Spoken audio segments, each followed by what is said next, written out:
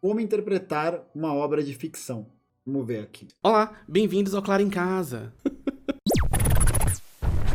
Olá, estamos de volta, meu nome é Thiago e hoje é dia de interagir com a plateia. Olá, plateia. Enfim, tamo aqui, né? Hoje é dia do mundialmente famoso quadro A Hora da Hora. Esse é o quadro em que eu abro as cartinhas da audiência e respondo as maravilhosas dúvidas que vocês me mandam. Na medida do possível, porque eu não sou Deus também. Mas antes de qualquer coisa, eu tenho algumas novidades. A primeira novidade é que meu último vídeo foi, assim, uma explosão de sucesso. De verdade, um recorde de audiência nesses 4 anos de canal. Eu tô muito feliz com essa conquista. Chegaram vários seguidores novos por aqui. Então eu sinto que eu preciso primeiro agradecer todo mundo que engajou, que comentou, que curtiu, que mandou o link lá no WhatsApp.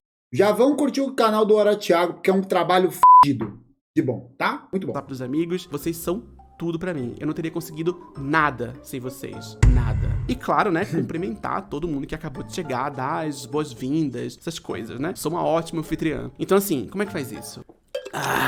Muito prazer, meu nome é Thiago e nesse canal eu faço majoritariamente vídeo ensaios sobre cultura pop e a relação entre as historinhas da ficção e as nossas histórias do mundo real.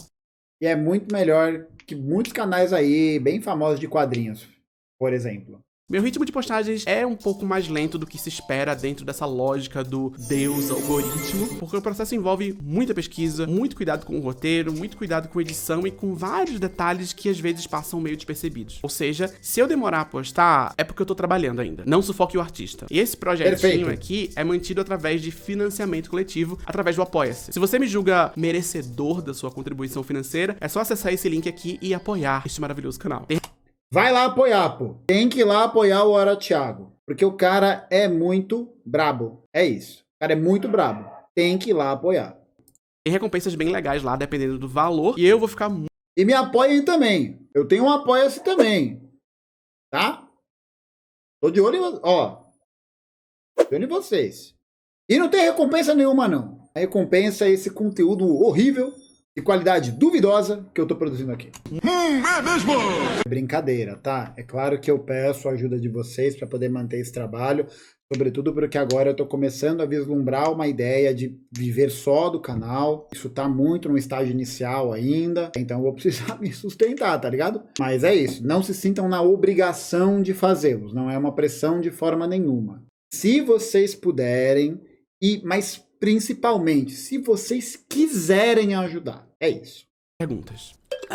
Primeiro, a gente vai responder as perguntas da galera que enviou pelo Telegram, o grupo fechado. Começando agora pela Dalet Espíndola. Ela perguntou o seguinte: qual o seu tipo de mídia, filme, série, quadrinho, livro, anime, etc, preferido? Você acha que tem algum tipo pior ou que atrai mais um certo tipo de discurso? Eu não sei se tem um tipo melhor ou pior, ou se tem algum tipo de mídia que atrai um público específico. Eu acho que eu sei de quem você tá falando. Não sei, nunca parei pra pensar sobre isso. E eu não sei se eu tenho um tipo... Ô, Thiago, vai soltar fofoca, pô. Tipo de mídia preferido. Eu, de uma forma geral, gosto de mídia serializada. Eu gosto de acompanhar uma história devagarzinho, sabe? Mas isso é de uma forma bem genérica. Eu não tenho isso como regra, nem nada do tipo. Mas aproveitando essa pergunta, eu achei que ela é uma ótima oportunidade para eu compartilhar com vocês umas reflexões que eu tenho, às vezes, sobre quadrinhos. A mídia quadrinhos. Uma das coisas que eu acho mais interessante em quadrinhos é a relação entre a mídia quadrinhos e o tempo da história que tá sendo contada nessa mídia. O que eu quero dizer com isso? Em tese, você lê uma história em quadrinhos na ordem em que os quadrinhos aparecem pra você, né? Tipo, um quadrinho depois do outro. Da esquerda pra direita, se for uma história ocidental. E aí você vai acompanhando a sequência de quadros. Porém, quando você vira uma página de uma história em quadrinhos, é inevitável que você veja a página inteira na sua frente, e não um quadrinho de cada vez. Então você vê primeiro aquele mosaico, e só depois é que você repara nas partes isoladas daquele mosaico. Muitas histórias em quadrinhos usam essa percepção do leitor como parte da narrativa. O exemplo mais famoso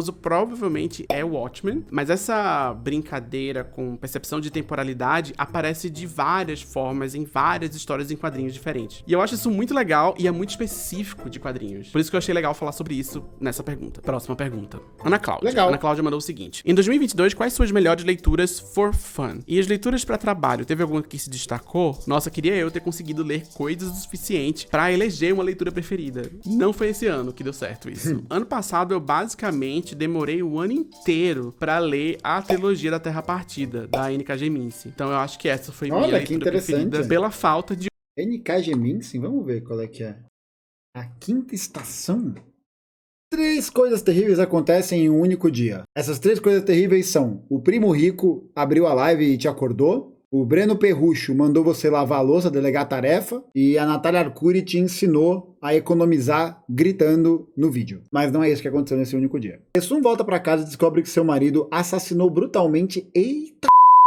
O próprio filho sequestrou sua filha. Sanzi, o poderoso império cujas inovações têm sido o fundamento da civilização por mais de 1000 anos, colapsa frente à destruição de sua maior cidade pelas mãos de um homem louco e vingativo. E, no coração do único continente, uma grande fenda vermelha foi aberta, espelhe cinzas capazes de escurecer o céu e apagar o sol por anos, ou séculos. Mas essa é a quietude, lugar há muito acostumado à catástrofe, onde os orógenes, aqueles que impõem o poder da terra como uma arma, são mais temidos do que a longa e fria noite, e onde não há compaixão.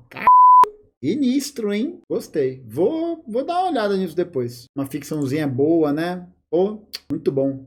De outras leituras. Não, mas é muito bom mesmo, recomendo muito. E eu já recomendei em outro vídeo e eu tô recomendando aqui de novo. É isso aí. Mas eu li outras coisas também, vai, eu tô brincando. Eu li Duna, eu li Fundação, foi tudo pra trabalho, tudo pra fazer vídeo. Então acho que conta como trabalho. Trabalho. Eu acho, leitura pra trabalho. Foi isso que você perguntou, as minhas leituras de trabalho. Pra fazer vídeo, eu li um livro muito interessante chamado Raça e Literatura Popular Fantástica, Hábitos de Branquitude. Essa tradução é livre minha, porque esse livro não foi em português. Chique, né? É de uma pesquisadora chamada Helen Young, que é um apanhado sobre questões raciais na literatura fantástica, na fantasia. Olha, foi muito que da hora! inspirativo pra mim. Me ajudou muito com aquele vídeo lá do Senhor dos Anéis, lembra? Foi ano passado que eu lancei, faz 10 anos isso. Esse livro aí foi um grande destaque de leitura pra trabalho. Agora que eu percebi que eu li coisa pra no passado, mas foi tudo pra trabalho. De lazer ficou só realmente a trilogia. Próxima pergunta, João Vads. João Vads. Quais suas opiniões sobre a segunda temporada de White Lotus? Você chegou a ver? A primeira você não gostou, né?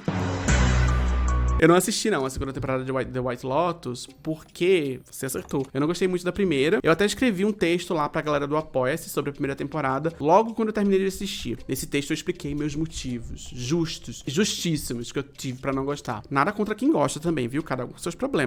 Até tenho amigos que gostam de White Lotus, né? Mas é aquela coisa, né? Não curto muito, não, né? Eu assisti, tentei ver uns episódios e não me pegou. Não me pegou. Mas basicamente foi por isso que eu não quis voltar pra segunda temporada. Se eu já não gostei da primeira, pra que eu vou assistir a segunda? Só pra falar mal? Eu não sou esse tipo de pessoa. Não quero ser esse tipo de pessoa. Até por causa do meu trabalho enquanto criador, né? Eu não quero ser esse tipo de criador que faz conteúdo só falando mal das coisas. Eu já falei mal de muitas coisas aqui, mas eu tenho tido um certo cuidado pela... Qual o problema de falar mal das coisas? Hein, Thiago? Fala comigo, Thiago. Pelo menos de uns 2 anos pra cá, de evitar ficar só falando mal das coisas. Geralmente é parte do meu processo de escolha de tema esse filtro. Se eu sinto que uma ideia que eu tive pra um vídeo seria só eu falando mal de alguma coisa, eu mudo de ideia, eu parto pra outro tema, porque eu acho que não é muito produtivo. A não ser que falar mal daquela coisa leve pra algum lugar interessante, pra um, sei lá, um aprendizado interessante que possa vir dessa crítica que eu eventualmente possa fazer sobre alguma coisa que eu não gostei. Não é que... Ah, tá. Ufa. O hate pelo hate é ruim mesmo. Tá certo. Perfeito. Então pode. Perfeito. Ufa. Essa passou perto, hein, pessoal? Que eu só quero falar de coisa que eu gosto. Eu prefiro falar sobre filmes ou séries pelos quais eu tenha sentimentos um pouco mais conflitantes e complicados. Tipo Pantera Negra, que Legal. eu gosto, genuinamente, de verdade. Mas ao mesmo tempo que eu acho bom, eu acho que tem questões ali. E aí, partindo disso, eu acho que eu consigo elaborar uma opinião um pouco mais interessante, um pouco mais rica. Mesma coisa Senhor dos Anéis e tantos outros filmes e séries que eu abordei aqui no canal. Eu venho ativamente evitando fazer conteúdos só pra descer lenha nas coisas. E aí foi pensando nisso que eu soltei a mão de The White Lotus. Se eu não gostei, eu provavelmente não vou gostar. Eu prefiro gastar meu tempo com alguma coisa que eu tenha mais possibilidade de gostar. Por isso que eu soltei a mão. Mas novamente, Perfeito. Tudo bem que gosta. Se você gosta, vai lá, assista, arrase, seja muito feliz. Absolutamente nada contra. Próxima Muito bom, hein? Excelente reflexão. pergunta. Rodrigo mandou assim: você assiste bastante vídeo ensaios? Tem alguma recomendação de vídeo ou canal? Eu assisto sim, eu tô sempre assistindo. Eu comecei a fazer vídeo no YouTube por causa disso, né? Por causa de vídeo ensaio. E hoje, além de gostar, é parte do meu trabalho assistir o que as outras pessoas estão fazendo. Então tem alguns canais que fazem vídeo ensaio que eu assisto bastante. E eu tô falando especificamente desse formato, vídeo ensaio. Tem outros canais que eu assisto também, que eu acompanho, mas que não fazem exatamente vídeo ensaio. Então não vou falar desses canais aqui não. De vídeo ensaio hoje, eu recomendo muito a Verily Beach, Pitt, a Jessie Gender, a Princess Wicks, o James Sotterton e a Mina Lee. Esses são os gringos que eu assisto, né? Aqui no Brasil eu tenho gostado muito do Nunca ouvi falar de nenhum. Eu tenho muita dificuldade de ver vídeo ensaio, viu? Nossa, eu tenho muita dificuldade. trabalho do Quadro em Branco e do Normose. Eu vou deixar os links aqui na Bom, descrição, hein? se eu Bom, me lembrar os dois. de fazer isso. Mas eu vou lembrar sim. Se eu não lembrar, vocês me cobram. Próxima pergunta. A Fernanda. Fernanda mandou o seguinte: você tem alguma atriz / ator preferido? Não exatamente, mas é mais porque eu sou meio esquecido mesmo. Eu esqueço, assim, o nome das pessoas quando eu aprendo. E às vezes eu esqueço de quem eu gosto. Então, às vezes eu vejo a cara da pessoa de um filme e eu penso assim, eu gosto dessa pessoa. Não lembrava, mas eu gosto. Mas não é só isso, não. Eu não sou muito de fazer ranking, não. Não só de ator, de atriz, mas também de filme, livro, qualquer coisa que as pessoas me perguntam qual é o seu filme preferido, qual é o seu livro preferido, eu não sei muito bem o que responder, porque depende. É Depende do horrível, contexto, exatamente. Depende da época, depende de como Perfeito. aquela obra bateu em mim naquele dia, naquela hora. Depende se eu tava de bom humor quando eu vi a cara daquela atriz lá. Eu acho que tem filmes diferentes pra momentos diferentes, e eu acho que tem atores diferentes para filmes diferentes. E às vezes aquele ator se encaixa perfeitamente ali naquele filme, e às vezes o pessoal fez o casting errado. Não era pra ter sido aquela pessoa, era pra ter sido um outro tipo de ator, sabe Deus. Igual fazem casting aí de certas atrizes pra novela da Globo que nunca fizeram sequer um curso de teatro. Quando tem um monte de ator e atriz desempregado pra botar a pessoa que é famosa. E tu vai ver a novela, a pessoa tem o carisma de um picles. O poder de atuação de uma garrafa de desinfetante vazia. É isso, né? Não tem como, né, gente? Eu acho que essa é a expressão que define o sentimento de assistir essa novela. Batendo no microfone. Puta, um show de horror, velho. Um show de horror. O que prova, mais uma vez, que ser branco no Brasil é muito fácil. É muito fácil. Não sei, eu gosto mais de... Como ser branco e herdeiro é muito fácil. Porque ser branco da classe trabalhadora é bem mais fácil. É bem fácil. Aí ser branco e herdeiro... Porra. Aí, meu amigo. Acabou. curtir o momento do que de ranquear. Até porque se eu tentar ranquear, amanhã eu já esqueci o ranking. Então não adianta nada. Agora a gente vai responder as perguntas que a galera mandou no YouTube. Eu fiz um post lá na aba de Mandaram aqui, a Twitch está me recomendando, como é que é? Uma stream do Kim Kataguiri jogando Call of Duty, o deputado trabalhando. É, bicho, olha lá a guerra cultural deles lá. Ó o deputado. Ô Kim, e aí, bicho, tu vai trabalhar? Como é que é, hein? Tô querendo saber, assim. Fez montagenzinha comigo, usando vários memezinhos de incel, né? De Sigma e o caralho. E trabalhar. Cadê? Não vai, né? Não vai. E responder com argumento? Não vai também, né? Não vai. Mas eu sei o que você vai fazer. Sabe o que você vai fazer? Você que votou em mais de 80% das vezes com votação do projeto do governo Bolsonaro, votou a favor, vai lançar o Danilo Gentili como candidato à presidência, né? O nosso Zelensky. Mas a gente não vai deixar. Oh? Porque o que aconteceu lá na Ucrânia não vai acontecer aqui. E a gente não vai deixar. O recado aí. Comunidade, fique de olho aqui na aba de comunidade, viu? Eu posto coisa aqui sim. E aí o pessoal mandou várias perguntas. Eu selecionei algumas. Vamos começar. O Marcos Alberto, mandou o seguinte: qual o caminho para interpretar a cultura pop para além da mensagem literal de cada obra? Eu entendi sua pergunta, eu só acho que eu preciso falar algumas coisas sobre isso. Interpretar a cultura pop além da mensagem literal de cada obra não é uma chavinha que você vira e tipo... Nossa, estou enxergando além da literalidade. É um trabalho que exige leitura e pesquisa. Então, quando eu, por exemplo, tô escrevendo sobre uma obra, eu tento buscar o que outras pessoas escreveram antes de mim. O que outras pessoas interpretaram antes de mim. Eu tento olhar para o contexto histórico onde aquela obra surgiu. Eu tento olhar para as pessoas que estão envolvidas naquela obra. Os autores, diretores, editores, sei lá. Nos outros trabalhos que essas pessoas fizeram. Eu tento entender como que essa obra me tocou emocionalmente. Quais imagens ela evoca no meu imaginário. Esse tipo de coisa. Mas, ao mesmo tempo, eu não acho que interpretar a cultura pop para além da literalidade de cada obra precisa ser necessariamente um fim em si. Precisa ser essa grande missão que todos devem atingir. Eu não sei se isso é tão importante. Eu acho que é bom, eu acho que enriquece a gente. E eu acho que ajuda a gente a ser menos bobinha, a não cair em certas armadilhas. Então, existe essa importância. Mas eu não sei se é algo assim tão essencial que todo mundo precisa fazer. Meu Deus! Não precisa, só se você quiser.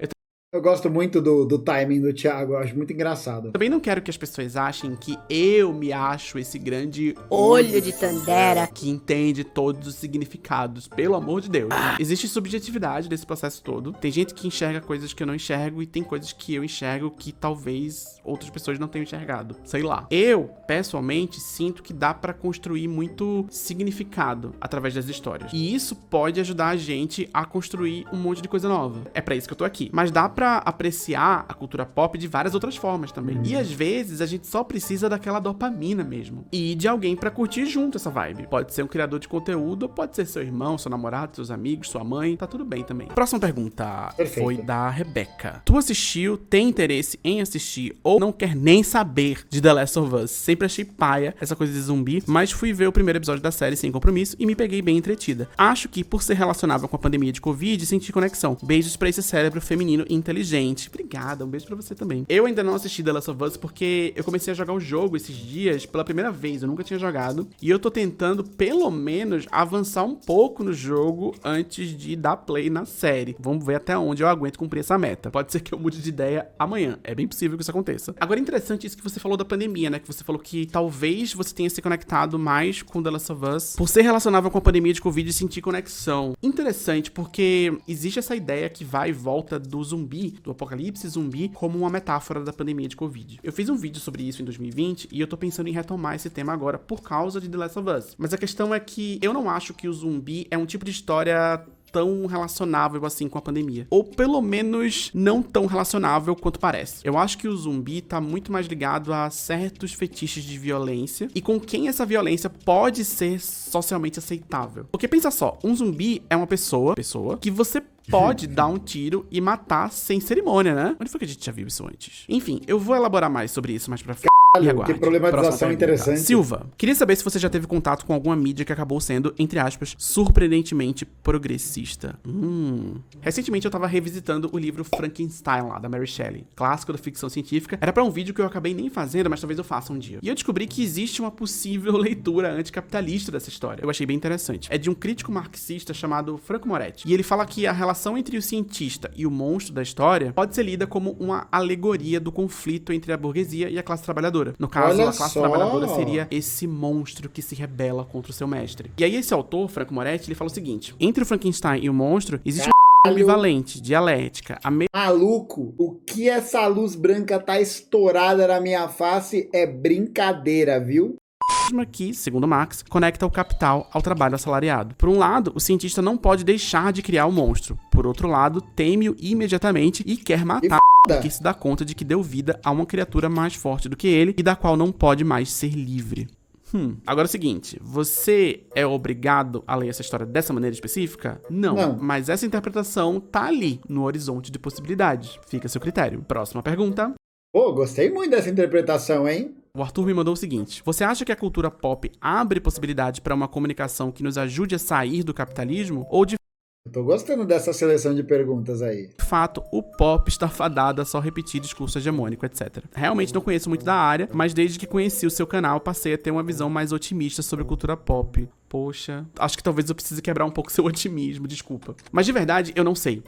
Eu costumava acreditar mais nessa possibilidade uns anos atrás. Hoje, por um lado, eu vejo a cultura pop, a ficção, como um campo de possibilidades imagéticas. Existe nela um potencial de construção de novos imaginários para que a gente, pelo menos, vislumbre algum futuro diferente do que é imposto pelo discurso hegemônico. Por outro lado, infelizmente, uma característica do capitalismo é de assimilar para si até mesmo o próprio discurso anticapitalista. Perfeito. E transformar ele também num produto. É tipo quando você abre o site da Amazon e aparece um monte de recomendação de livro anticapitalista e aí você pensa, bacana, vou comprar da Amazon.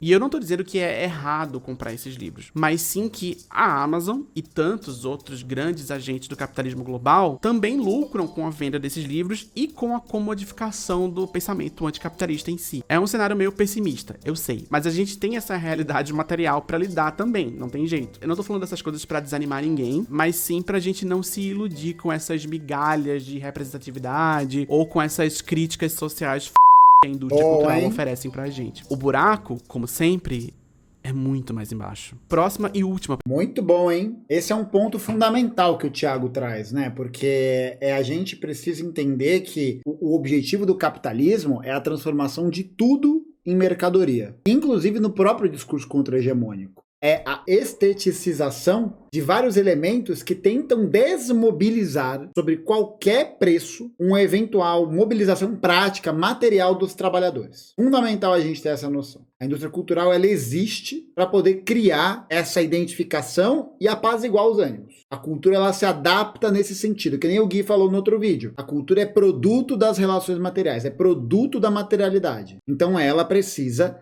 necessariamente passar por esse processo de mercantilização, né? De transformação da sua pauta, uma pauta vendível, né? É isso. Perfeito.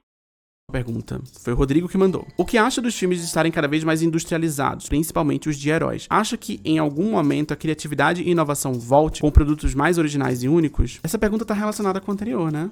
E eu sempre recebo umas perguntas parecidas com essa, questionando sobre um suposto fim da criatividade, esgotamento criativo, ou até aquela ideia de que não existem mais histórias originais. Mas na verdade o que tá acontecendo é uma questão mais econômica, é uma crise de produção. Existe essa formação desses grandes conglomerados de produção cultural. A Warner comprou a HBO e se fundiu com a Discovery. A Disney tá comprando tudo que é estúdio, assimilando tudo em volta dela. Tudo É um agora monopólio. é propriedade de um grupo cada vez menor de pessoas muito ricas. Tudo precisa oferecer lucro imediato com o mínimo de investimento possível. Tem uma tendência a internacionalizar fases de produção muito cruciais do processo criativo, efeitos especiais, por exemplo. Os profissionais humanos estão cada vez mais sucateados, trabalhando com menos prazo, mais pressão e menos dinheiro. E o resultado é isso. Uma indústria que está muito mais investida em reciclar os mesmos produtos do que em criar coisa nova. Toda uma produção cultural baseada em repetição. Tem coisa legal ainda? Tem. Não é isso que eu tô falando. Eu não tô aqui pra ser esse cara que fala, nossa, antigamente